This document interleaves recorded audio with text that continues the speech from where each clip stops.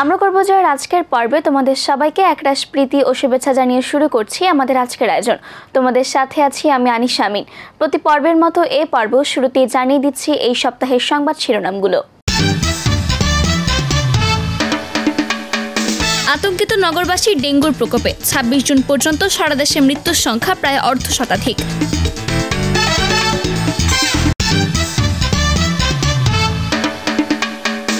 প্রতিনিয়ত খারাপ হচ্ছে ঢাকার বায়ুর মান, জনগণ আক্রান্ত হচ্ছে বায়ু দূষণজনিত নানা রোগে।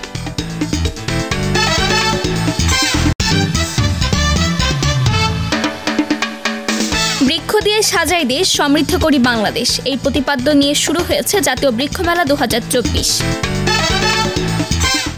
এবারে বিস্তারিত। বর্ষার শুরু থেকে বাড়ছে ডেঙ্গুর প্রকোপ।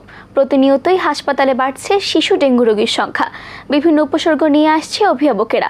চিকিৎসকরা বলছেন শিশুরা সহজে আক্রান্ত হয় ডেঙ্গুতে, তাই তাদের প্রয়োজন বাড়তি সচেতনতা। বিস্তারিত ফারিয়া আক্তারের রিপোর্টে। বর্ষা মৌসুমের শুরুতেই বাড়ছে ডেঙ্গুর প্রকোপ। ডেঙ্গুতে আক্রান্ত হচ্ছে শিশুসহ সকল বয়সী মানুষেরা। বিভিন্ন উপসর্গ নিয়ে ভিড় জমতে দেখা যাচ্ছে হাসপাতালগুলোতে। ১১ বছরের মুক্তা ডেঙ্গুতে আক্রান্ত হয়ে ৫ দিন ধরে হাসপাতালে ভর্তি। সে কি হয়েছে? ডেঙ্গু।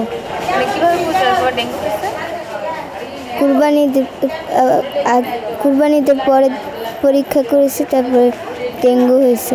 তার মতনই এমন আরও শিশুদের ডেঙ্গুতে আক্রান্ত হয়ে হাসপাতালে কাটাতে হচ্ছে দিনের পর দিন।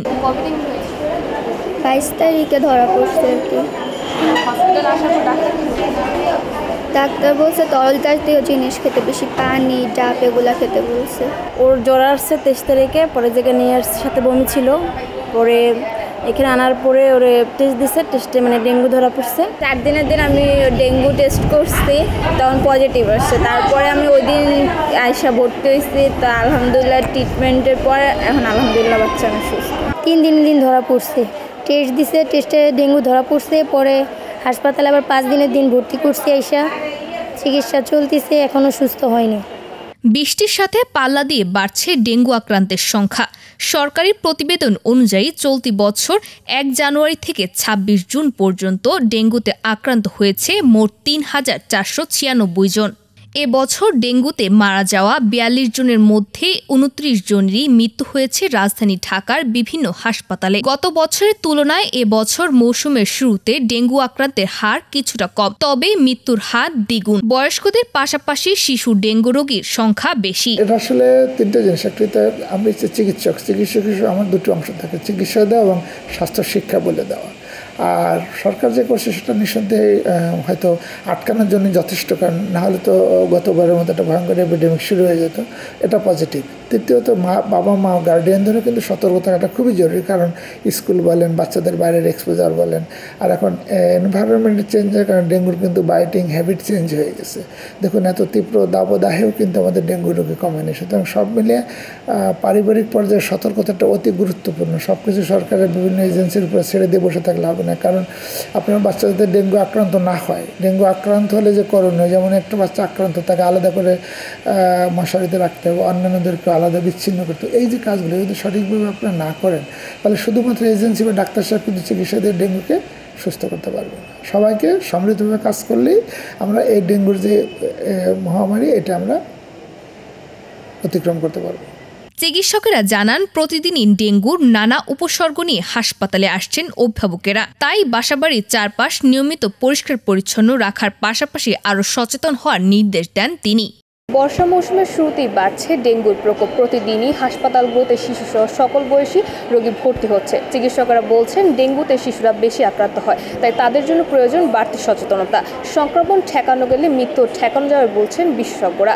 ফারিয়া আক্তার, আমরা করব জয়, এটিএন বাংলা, ঢাকা। দেশে বায়ু দূষণ বাড়ার সঙ্গে সঙ্গে পাল্লা দিয়ে বাড়ছে শিশুসহ সব বয়সী মানুষের অ্যাজমা, শ্বাসকষ্ট সহ বিভিন্ন ধরনের শ্বাসতন্ত্রের রোগ। ৫ বছরের কম বয়সী শিশুদের মৃত্যু হচ্ছে নিম্ন শ্বাসনালী সংক্রমণে। এমন পরিস্থিতিতে বিশেষজ্ঞরা মনে করছেন সচেতনতার কোনো বিকল্প নেই। বিস্তারিত সিনথিয়া জান্নাতের রিপোর্টে। ঢাকার বায়ুর মান প্রতিনিয়ত খারাপ হচ্ছে। এর সাথে শিশুদের উপর বায়ু দূষণজনিত রোগের প্রভাব বেড়েই চলছে। ধুলার মধ্য দিয়ে চলাচল করতে বিপাকে পড়তে হয় শিশুদের। আমার তো ডাস্ট অ্যালার্জি আছে, সো এখন ধুলাবালির কারণে আমার মনে করেন আমার শ্বাস নিতে একটু সমস্যা হয়, শ্বাসকষ্ট অথবা কাশি আসে, তারপর হচ্ছে কি মানে ডাস্ট অ্যালার্জি হয়, অনেক সময় অনেক আওয়াজ বা ধুলাবালির কারণে অসুস্থ হই। ছোটদের তো হয়ই, বিশেষ করে বয়স্ক লোকদের বেশি সমস্যা। ইউনিসেফের এক তথ্য বলছে নিম্ন শ্বাসনালীর সংক্রমণে যে সকল শিশুর মৃত্যু হয়েছে তার 40% জন্যই দায়ী বায়ু দূষণ। বায়ু দূষণজনিত রোগে দেশে কত সংখ্যক মানুষ আক্রান্ত হচ্ছে তার নির্দিষ্ট কোনো সরকারি পরিসংখ্যান নেই। তবে ডাক্তাররা বলছেন বায়ু দূষণজনিত রোগে আক্রান্ত ও মৃত্যুর হার ক্রমশ বাড়ছে। বিভিন্ন ধরনের যে ঠান্ডা কাশি জনিত যে উপসর্গগুলো, জ্বর, ঠান্ডা, মাথা ব্যথা, তারপরে হচ্ছে খুসখুসে কাশি, দীর্ঘমেয়াদী কাশি, এই কারণে নিউমোনিয়া হচ্ছে, ব্রঙ্কিওলাইটিস হচ্ছে, এবং যাদের বিভিন্ন অ্যাজমার উপসর্গ যাদের আছে পারিবারিকভাবে, সেই সব রোগীগুলো এই জাতীয় ইফেক্টের কারণে। এবং এটা যে বায়ু দূষণটা শুধু বাইরে হবে এরকম না, ঘরের ভিতরেও ইনডোরও পলিউশন হয়, ইনডোরেও একটা ব্যাপার থাকে, বিভিন্ন স্মোকিংয়ের মাধ্যমে হয়, ঘরের বিভিন্ন হচ্ছে যারা স্টোভ ইউজ করেন, গ্যাসের অনেক কিছু এইসব থেকেও বাচ্চারা সাধারণত আক্রান্ত হয়। এবং কিছু আমরা দেখেছি যে এই পার্টিকুলেটসে দীর্ঘমেয়াদীভাবে কারো ব্রেন, যে পরবর্তীতে বিভিন্ন স্টাডিতে দেখা গেছে যে ব্রেনের উপর এফেক্ট করে, বিভিন্ন ধরনের ক্যান্সারের ঝুঁকিতে বাচ্চারা আক্রান্ত থাকে। বিশেষজ্ঞরা মনে করছেন এভাবে বায়ু দূষণ বাড়তে থাকলে আমাদের ভবিষ্যৎ প্রজন্ম পড়বে হুমকির মুখে। বায়ু দূষণের যে ঊর্ধ্বমুখী প্রবণতা আমরা লক্ষ্য করছি, এটি যদি আমরা থামাতে না পারি তাহলে আগামী দিনে শিশুদের শারীরিক এবং মানসিক বিকাশ বাধাগ্রস্ত হবে। কারণ বায়ু দূষকদের অন্যতম লেড যখন বেড়ে যায় তখন শিশুরা দেরিতে কথা বলে, তাদের ব্রেন ডেভেলপমেন্ট হয় না।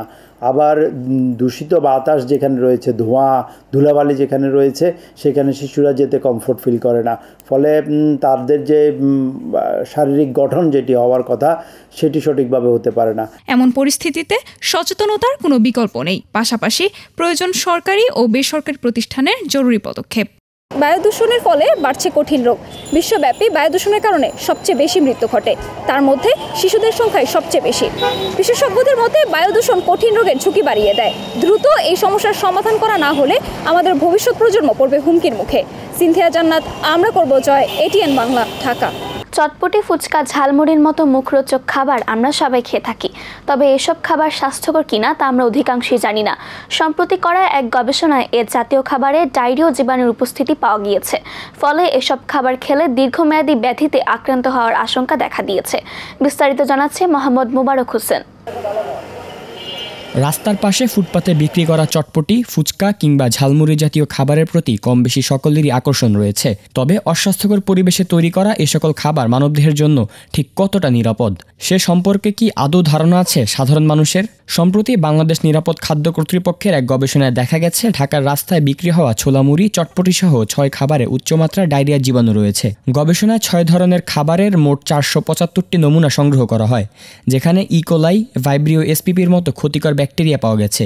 ইকোলাই ব্যাকটেরিয়া পাওয়া যাচ্ছে, কোলিফর্ম পাওয়া যাচ্ছে, অন্যান্য ব্যাকটেরিয়াগুলো পাওয়া যাচ্ছে, যেগুলো মলে থাকার কথা মেনলি, তো যেটা ডায়রিয়া তৈরি করে মানুষকে, সেই ধরনের ব্যাকটেরিয়া পাওয়া যাচ্ছে।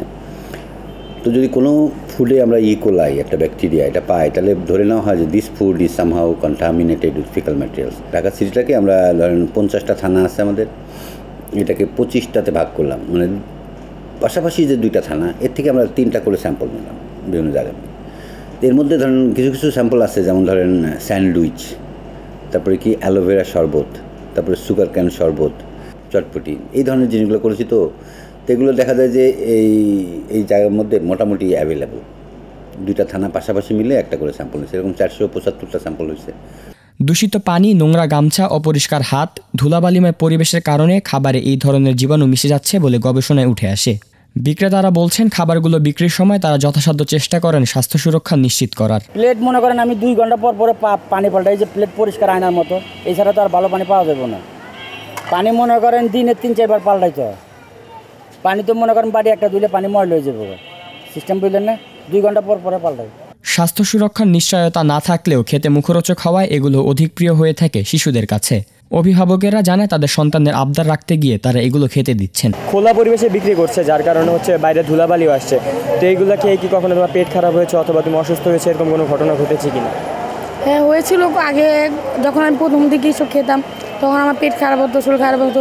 তারপর আস্তে আস্তে স্কুলে আসি, কয়েক সময় মানে রেগুলারলি খেতে খেতে খেতে অভ্যাস হয়ে গেছে। আমি জানি যে এটা আমাদের স্বাস্থ্যের জন্য খারাপ, কিন্তু এটা আমাদের বাসায় সব সময় বানানো যায় না আর কি, সবসময় সব উপকরণ থাকে না, তাই আমি স্কুল টিফিন টাইম দিলে আমি এখানে সেটা খাই। এ সমস্যা সমাধানে বিক্রেতাদের লাইসেন্সের আওতায় আনার পাশাপাশি তাদের প্রশিক্ষণ ও প্রাত্যহিক মনিটরিং করা প্রয়োজন বলে মনে করছেন বিশেষজ্ঞরা।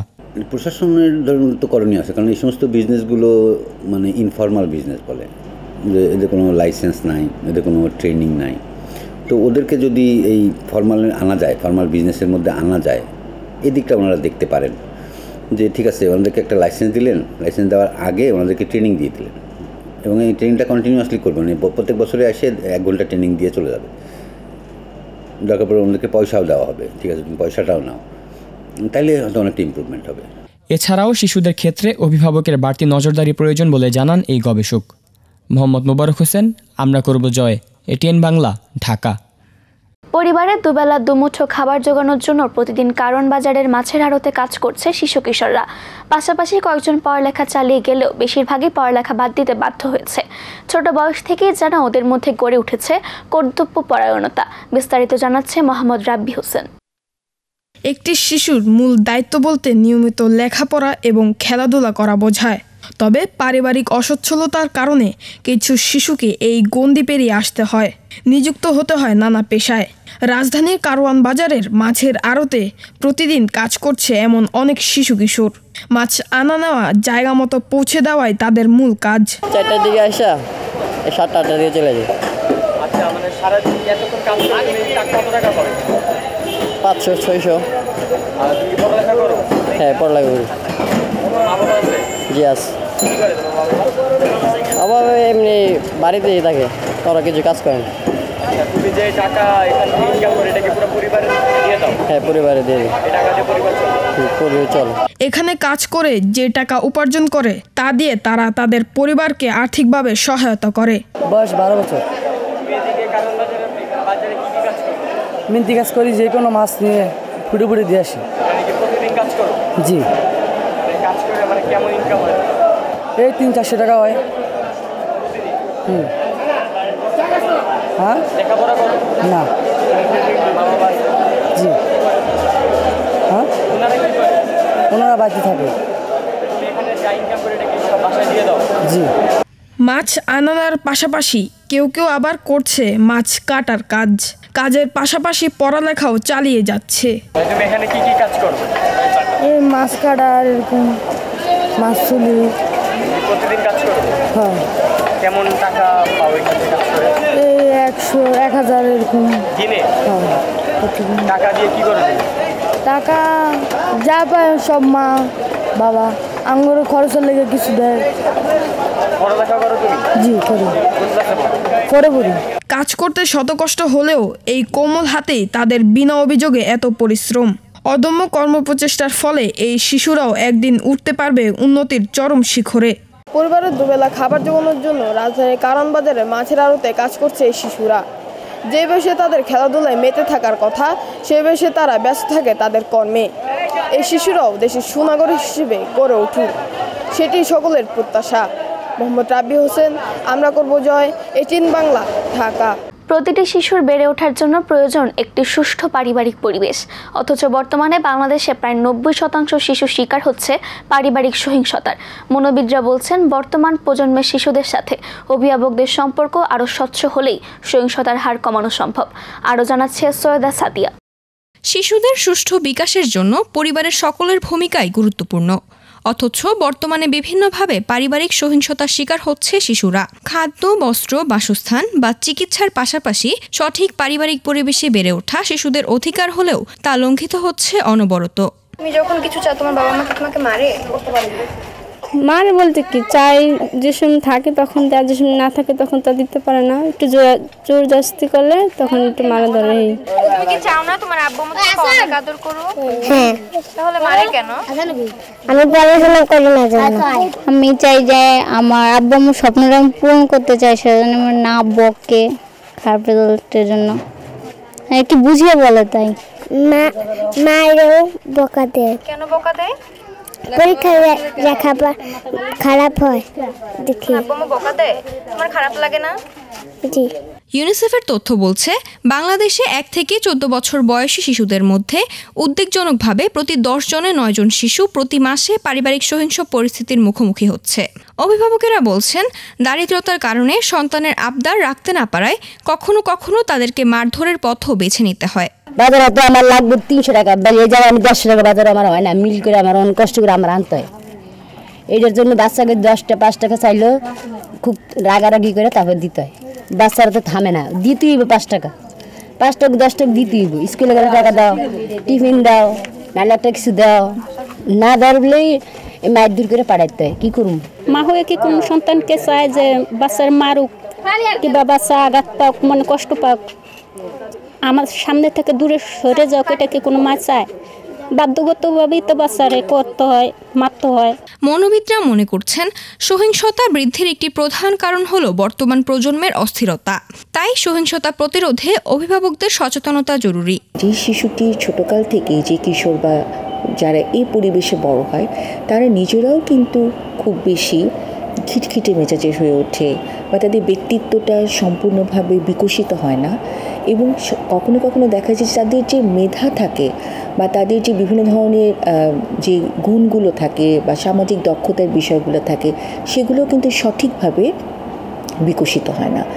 আর একটা জিনিস খুবই গুরুত্বপূর্ণ যে শিশুটি পারিবারিক সহিংসতার মধ্যে বা একটু প্রতিকূলতার মধ্যে বড় হয় তারা সাধারণত পরবর্তীতেও বিভিন্ন ধরনের মানসিক সমস্যা যেমন ডিপ্রেশন বা বিষণ্ণতা, অ্যাংজাইটি বা অন্যান্য যে কোনো ধরনের গুরুতর মানসিক রোগের ক্ষেত্রে তাদের ঝুঁকির পরিমাণ অনেক বেড়ে যায়। আরেকটি বিষয় আমি বলবো যে শিশুগুলো এই ধরনের পরিবেশে বেড়ে ওঠে তারা কিন্তু অন্যের সাথে যেমন সম্পর্ক সুন্দর করে গড়তে পারে না, ঠিক তেমন আরেকটি খুব বড় সমস্যা হয় তাদের অনেক সময় দৈহিক বৃদ্ধিও ব্যাহত হয়। তাই তো শিশুদের সাথে সহিংসতামূলক আচরণ না করে সকলেরই উচিত তাদের অধিকার রক্ষায় সচেষ্ট হওয়া। একই তো দেশের শিশুদের মৌলিক অধিকারগুলোর নেই কোনো নিশ্চয়তা, অন্যদিকে পারিবারিক সহিংসতার শিকার হচ্ছে দেশের প্রায় 90% শিশু, যার ফলে মানসিকভাবে বিপর্যস্ত হচ্ছে তারা। তাহলে কবে সুরক্ষিত হবে এই সকল শিশুদের ভবিষ্যৎ, সেই প্রত্যাশায় আমরা। সৈয়দা সাদিয়া, আমরা করব জয়, এটিএন বাংলা, ঢাকা। বৃক্ষপ্রেমীদের মনকে প্রফুল্ল করে তুলতে এই বছরও আয়োজন করা হয়েছে জাতীয় বৃক্ষ মেলা 2024। দেশি বিদেশি নানা প্রজাতির ফল, গাছের চারা ও রং বেরঙের ফুল কিনতে মেলায় ভিড় জমাচ্ছে শিশু কিশোর থেকে শুরু করে সকলেই। প্রতি বছরের তুলনায় এবছর ক্রেতার সংখ্যা বেশি, এমনটাই বলছেন বিক্রেতারা। এ নিয়ে বিস্তারিত দেখুন সৈয়দ আজওয়া আহমেদ ইকরার রিপোর্টে। গত 5 জুন থেকে রাজধানীর শেরেবাংলা নগরে বঙ্গবন্ধু আন্তর্জাতিক সম্মেলন কেন্দ্রের পাশে নিকটস্থ একটি মাঠে শুরু হয়েছে জাতীয় বৃক্ষ মেলা 2024। বৃক্ষপ্রেমীদের আনাগোনায় মুখরিত হয়ে ওঠে মেলাটি। এবারে জাতীয় বৃক্ষ মেলার প্রতিপাদ্য বৃক্ষ দিয়ে সাজাই দেশ, সমৃদ্ধ করে বাংলাদেশ। মেলায় রয়েছে দেশি বিদেশি বিভিন্ন ধরনের গাছ, আম, কাঁঠাল, লিচু, লটকন, বেলসহ নানা প্রজাতির ফলের গাছের দেখা মিলবে এবারের বৃক্ষ মেলায়। মেলায় ঘুরতে এসে উচ্ছ্বাস প্রকাশ করছে শিশু কিশোররাও। অনেক সুন্দর সুন্দর গাছ দেখছি, চেরি প্ল্যান্ট দেখছি, আর অনেক রকমের বিদেশি গাছ দেখেছি। তোমার কোন গাছটা অনেক পছন্দের এই মেলায় দেখলাম? বনসাই গাছ। ফ্যামিলি সবাই বোরিং লাগছে, তাই আসলাম সবাই ঘুরতে, দেখলাম অনেক শিক্ষণীয় জিনিস দেখলাম, অনেক ধরনের গাছ দেখলাম, ভালো লাগলো। খুব ভালো লাগছে। কি দেখলা এখানে এসে? অনেক ধরনের গাছ, বনসাই, ক্যাকটাস। তোমার কোন গাছগুলো অনেক পছন্দ? বনসাই। আম গাছ দেখেছি, আভাকাডো গাছ দেখেছি। তোমার গাছ ভালো লাগে? হ্যাঁ লাগে। এখানে অনেক গাছ দেখেছি, বিভিন্ন রকমের গাছ, ফল গাছ, ফুল গাছ। আমার বাসায় অনেক ফুল গাছ আছে। নানা ফলজ গাছের পাশাপাশি বনজ, ঔষধি ও সৌন্দর্যবর্ধক হাজারো প্রজাতির গাছের সমারোহে ভরে উঠেছে জাতীয় বৃক্ষ মেলা। এবছর 120টি স্টলের মাধ্যমে সরকারি বেসরকারি 80টি প্রতিষ্ঠান ও নার্সারি এবারের বৃক্ষ মেলায় অংশ নিয়েছে। মেলায় বাহারি রকমের গাছের সাথে পরিচয় করিয়ে দিতে মেলায় সন্তানদের নিয়ে আসছেন অভিভাবকরা। তারা গাছপালা চিনুক, প্রকৃতির সাথে তাদের একাত্মতা হোক, এটা আমরা চাই। ওরা দেখবে, ওরা শিখবে, কারণ আমার তো বয়স এখন 64-65 হয়ে গেছে, তার এখন বাচ্চা, তারা যেটা এখন শিখবে তারাই সেটা গ্রো করবে। বৃক্ষ মেলা মানে তো একটা সুন্দর জায়গা, সুন্দর প্লেস, অনেক ধরনের গাছ আমরা দেখতে পারি, বাচ্চাদের সাথে ঘুরতে পারি, বাচ্চাদের গাছগুলো চেনাতে পারি, প্রকৃতির সাথে পরিচিত করতে পারি, অবশ্যই ভালো লাগছে। যে মানে এমন একটা সুন্দর জায়গাতে এত সুন্দরভাবে যে বৃক্ষ মেলাটা হচ্ছে, বাংলাদেশের বিশেষ করে ঢাকা শহরে যারা আছি আমরা বিশেষ করে 10% মানুষ জানে কিনা আমার কাছে সন্দেহ লাগে। বিক্রেতারা জানান বেচা কেনা আশানুরূপভাবেই হচ্ছে। বেচা কেনা গত বছরের তুলনায় এবছর অনেক ভালো। এবছর তীব্র তাপদাহের কারণে মানুষ গাছের উপরে একটা উইক হয়েছে, গাছপালা লাগাইতে হবে, সবার মনে একটা গাছের একটা নিয়ে নিছে। সবচেয়ে বেশি বিক্রি হতেছে ফলস আইটেমটা বেশি, আর ইনডোর প্ল্যান্টটা। আচ্ছা, এই যে এতদিন যে মেলা চলছে, কেমন বেচা কেনা দেখছেন? মোটামুটি ভালো। মেলায় ছোট থেকে বড় সকল বয়সী বৃক্ষপ্রেমীরা ঘুরে ঘুরে বিভিন্ন স্টলের গাছ দেখছেন, বিক্রেতাদের কাছ থেকে জেনে নিচ্ছেন সেগুলো সম্পর্কে তথ্য। অনেকেই আবার হরেক রকমের গাছ কিনছেন। বিভিন্ন জাতের ফুল ও সৌন্দর্যবর্ধক গাছও শোভা বাড়াচ্ছে এবারের মেলার। বৃক্ষ মেলার মাধ্যমেই যেন সকলে গাছের সঙ্গে গড়ে তুলছে বন্ধুত্বপূর্ণ সম্পর্ক। আগামী 13 জুলাই পর্যন্ত চলবে জাতীয় বৃক্ষ মেলা 2024। প্রতি বছরের মতো এবছরের মাঝামাঝি সময় শুরু হয়ে গেল বৃক্ষপ্রেমীদের জন্য বৃক্ষ মেলা। এই মেলে দেখতে পাওয়া যায় বাহারি রকমের ফল ফুল সহ নানা প্রজাতির গাছ। এমন মেলার আয়োজন যেন প্রতি বছর হয় এমন প্রত্যাশা বৃক্ষপ্রেমীদের। সৈয়দা আজ আহমেদ ইকরা, আমরা করব জয়, এটিএন বাংলা, ঢাকা। দেখতে দেখতে শেষ হয়ে গেল আমরা করব জয়ের জন্য নির্ধারিত সময়। তোমাদের ভালো লাগা, মন্দ লাগা কিংবা কোনো বিষয়ে পরামর্শ থাকলে আমাদেরকে চিঠি লিখে জানাতে পারো। আমাদেরকে চিঠি লিখবার ঠিকানা পরিচালক আমরা করব Joy, ATN Bangla, multimedia production company limited, বাসা ভবন, 2য় তলা, 98 কাজী নজরুল ইসলাম এভিনিউ, কারওয়ান বাজার, ঢাকা 1215, বাংলাদেশ। এছাড়াও তোমরা চাইলে আমাদেরকে ইমেল করতে পারো। আমাদের ইমেল অ্যাড্রেস atn.amrakorbojoy@gmail.com। বন্ধুরা, তোমরা চাইলে সামাজিক যোগাযোগ মাধ্যম ফেসবুকে আমাদের সাথে সংযুক্ত থাকতে পারো। আমাদের ফেসবুক পেজ লিংক facebook.com/akj.atn। এই ছিল আমাদের আজকের আয়োজন। দেখা হবে আগামী পর্বে নতুন কোনো সংবাদ কিংবা পুরনো কোনো সংবাদের নতুন কোনো অগ্রগতি নিয়ে। সেই পর্যন্ত সবাই ভালো থেকো, সুস্থ থেকো, চোখ রেখো এটিএন বাংলার পর্দায়। আল্লাহ হাফেজ।